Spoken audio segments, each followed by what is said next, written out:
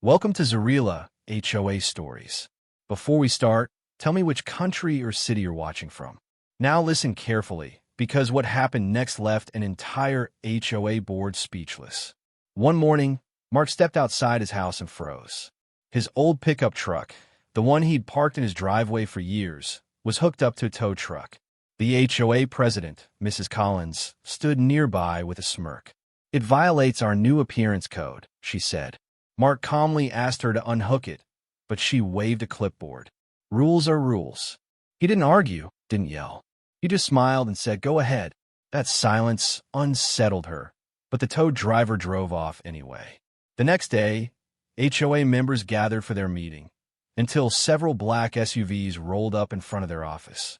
Out stepped uniformed men. The board members looked at each other, confused.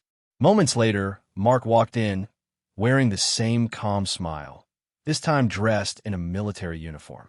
The HOA president's face went pale. Mark placed a file on the table.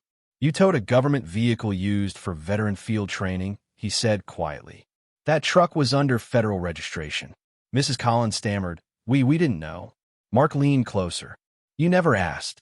Within hours, the entire HOA board received official notices, suspension of their authority until federal investigation cleared the misuse of community power. Days later, the tow truck driver personally returned the vehicle, polished and spotless, with an apology letter taped to the windshield.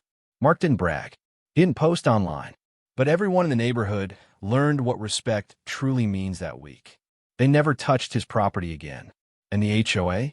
It never recovered from that mistake. Tell me, what would you have done if it were your truck? Comment below with your city, and don't forget to subscribe for more unbelievable real-life HOA stories only on Zarila HOA Stories.